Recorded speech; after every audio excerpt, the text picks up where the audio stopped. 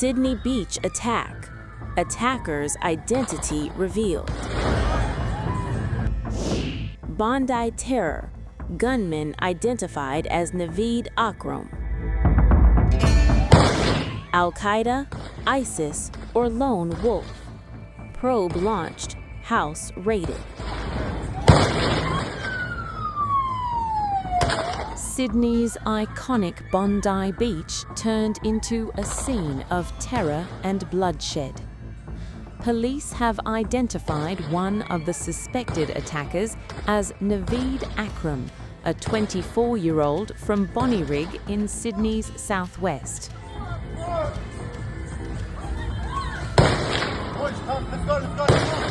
Authorities say Akram's driver's license was recovered at the scene and his home was raided by police. Akram was shot during the attack and has been arrested, while the second gunman was shot dead. Police say 2 shooters dressed in black opened fire on crowds attending the Chanukah by the Sea event. Hundreds of people had gathered to celebrate the first day of Hanukkah when the gunfire erupted.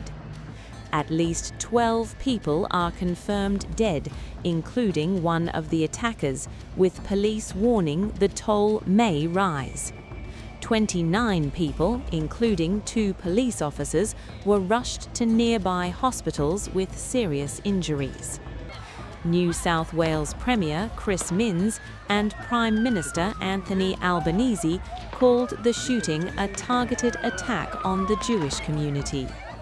Police Commissioner Mal Lanyon has formally declared the incident a terrorist attack.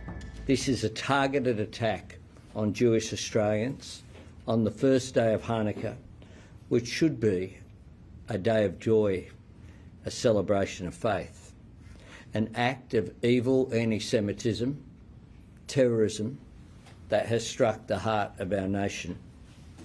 An attack on Jewish Australians is an attack on every Australian, and every Australian tonight will be, like me, devastated on this attack on our way of life. As part of the investigation and shortly after the shooting occurred, police located a vehicle in Campbell Parade at Bondi, which we believe has several improvised explosive devices. We have our rescue bomb disposal unit there at the moment working on that.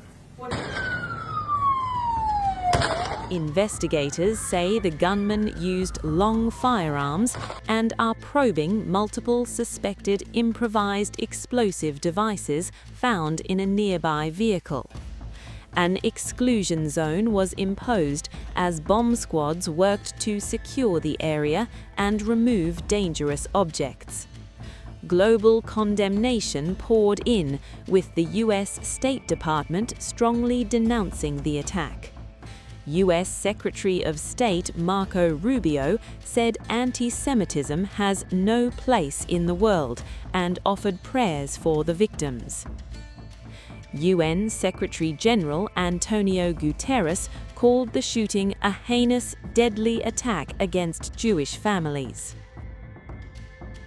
Australia's Foreign Minister Penny Wong has spoken with her Israeli counterpart and cancelled overseas travel to remain in Canberra. Saar had accused the federal Labor government of missing countless warning signs ahead of the shooting, while adding that the Australian government must come to its senses on anti-Semitism in the community. On the other hand, Israeli Prime Minister Benjamin Netanyahu sought to blame the Australian government for the attack. אמרתי להם שהמדיניות שלהם שפכת שמן על הבעירה האנטישמית ושהיא מעודדת את שנאת היהודים שפושה ברחובות אוסטרליה. האנטישמיות זה סרטן והיא מתפשטת כשמנהיגים שותקים והם חייבים להחליף את החולשה בעוצמה מולה. זה לא קרה באוסטרליה. וקרה שם היום משהו נורא,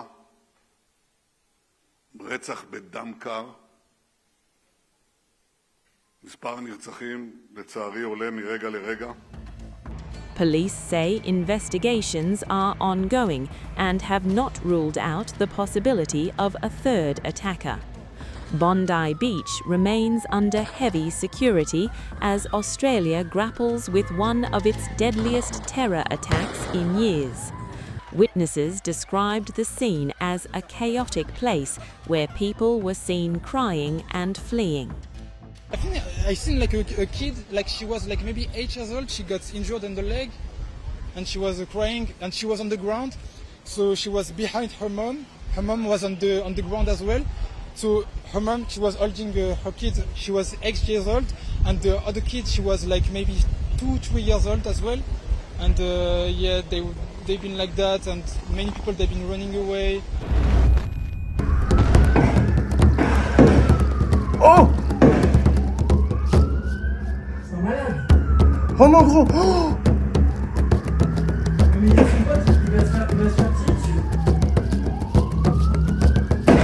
Il est trop con le mec qui a l'arme.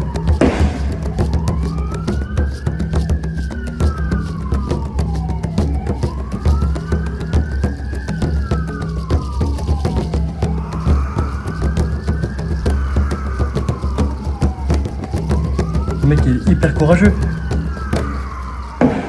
Oh.